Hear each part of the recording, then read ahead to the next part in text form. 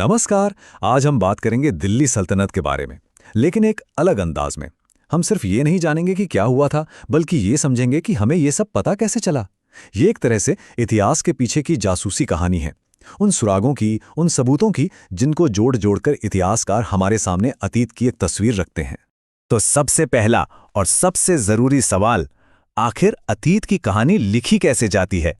मतलब जब हम सैकड़ों साल पुरानी बातें पढ़ते हैं तो ये इन्फॉर्मेशन, ये जानकारी हम तक पहुंचती कैसे है? ये, जैसा मैंने कहा, बिल्कुल एक डिटेक्टिव स्टोरी जैसी है, और इस स्टोरी के डिटेक्टिव हैं इतिहासकार।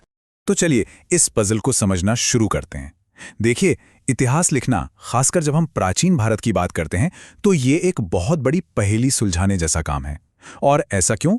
क्योंकि जो क्लूज मिलते हैं, जो सबूत हाथ लगते हैं, वो हमेशा सीधे साधे और साफ नहीं होते। इस बात को समझने के लिए 11वीं सदी के एक बहुत बड़े स्कॉलर अल बिरूनी की एक बात सुनिए। उन्होंने लिखा, हिंदू लोग घटनाओं के ऐतिहासिक क्रम पर ज्यादा ध्यान नहीं देते।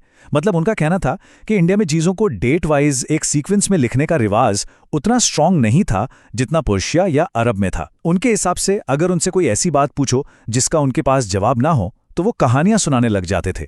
तो सोचिए, अगर लिखे हुए रिकॉर्ड्स यानी किताबें कम मिलेंगी तो एक इतिहासकार क्या करेगा? वो जमीन खोदेगा। बिल्कुल, प्राचीन भारत के इतिहास को समझने के लिए आर्कियोलॉजिकल एविडेंस यानी पुरातात्विक साक्ष्य सबसे बड़े सुराग बन जाते हैं। हम बात कर रहे हैं सिक्लों की, पुराने खंडहरों की, मूर्तियों की।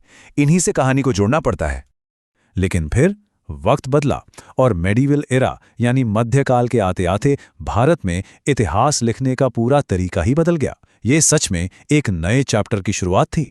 हुआ ये कि जब दिल्ली सल्तनत की स्थापना हुई तो उसके साथ पर्शिया और अरब से एक नई परंपरा, एक नया ट्रेडिशन भी आया, और वो था इतिवृत्त लिखने का, यानी क्रॉनिकल राइटिंग।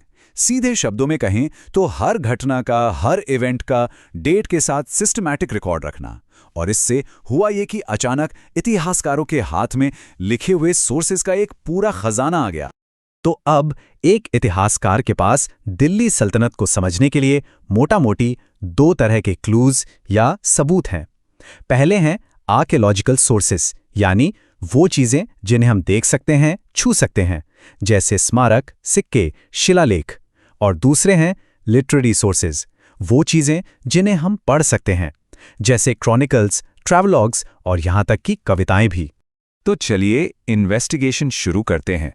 सबसे पहले उन सुरागों की बात करते हैं जो पत्थरों में छिपे हैं। ये जो इमारतें हैं, जो सिक्के हैं, ये बोलते नहीं हैं, पर कहानियां बहुत सुना जाते हैं। और इसका सबसे शानदार एग्जाम्पल है दिल्ली का कुतुब कॉम्प्लेक्स। ये सिर्फ एक मीनार नहीं है, ध्यान से देखिए, ये एक पूरा हिस्टोरिकल कैंपस है, एक खजाना है सल्तनत एरा आर्किटेक्चर का। इसकी हर दीवार, हर पत्थर उस दौर की आर्ट, उस दौर की टेक्नोलॉजी और उस दौर के रूलर्स के एम्बिशंस के बारे में बताती है। और पता है सबसे दिलचस्प बात क्या है?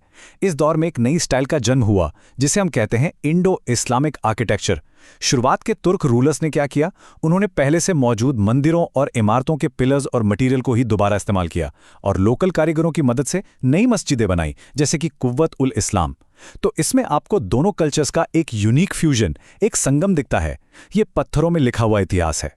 और ये सिलसिला, ये आर्किटेक्चरल जर्नी बस रुकी नहीं, ये आगे बढ़ती रही।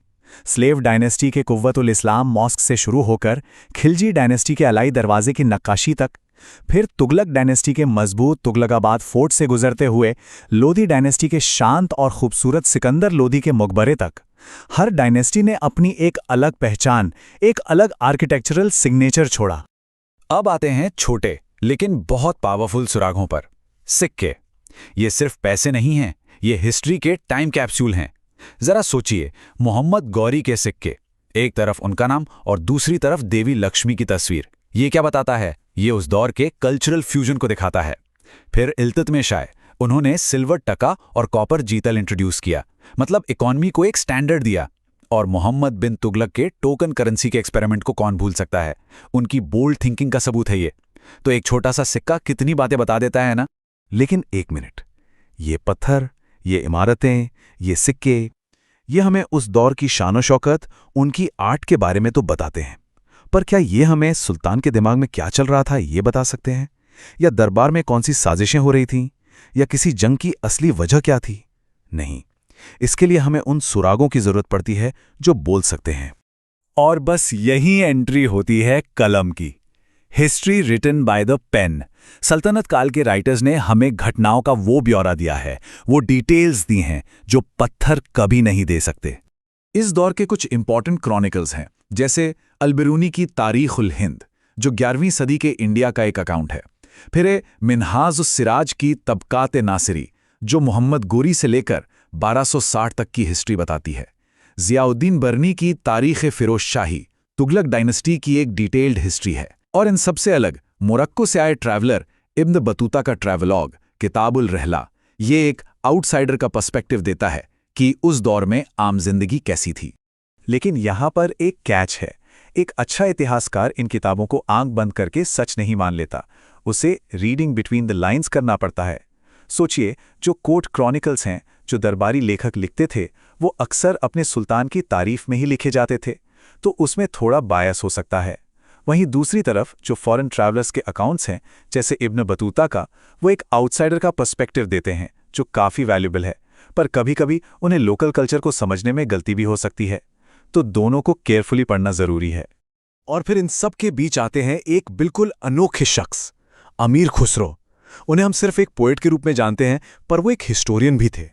एक ऐसे हिस्टोरियन जिन्होंने कई सुल्तानों का दरबार देखा था।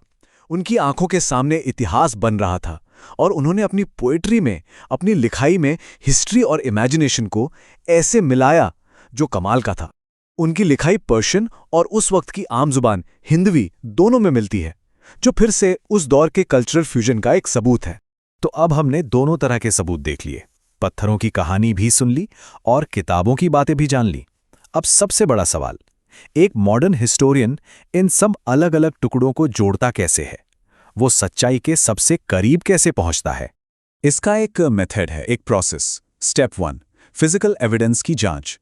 देखो कि स्मारक और सिक्के क्या कह रहे हैं। स्टेप 2, लिखे हुए शब्दों का एनालिसिस। पढ़ो कि क्रॉनिकल्स और ट्रैवलॉग्स क्या बता रहे हैं। स्टेप 3, और ये सबसे इंपॉर्टेंट है, सोर्सेस का मिलान। दोनों को मिलाकर देखो, क्या आर्कियोलॉजी टेक्स्ट्स को सपोर्ट करती है? कहां पर दोनों अलग अलग बातें कह रहे हैं? जहां पर ये कॉन्ट्राडिक्शन मिलता है ना, बस वहीं से हिस्टोरियन की असली जासूसी शुरू होती है। और आखिर में स्टेप 4, इन सब वेरीफाइड इंफॉर्मेशन को एक साथ बुनकर अतीत की एक ऐसी तस्वीर बनाई जाती है जो सबसे ज्यादा एक्यूरेट हो। तो इस पूरी चर्चा के बाद एक सवाल पर आके रुकते हैं। अगर इतिहास को समझना हो तो किस पर ज्यादा भरोसा करना चाहिए?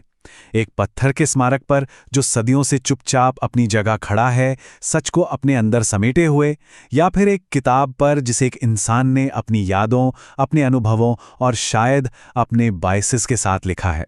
सोचने वाली बात है।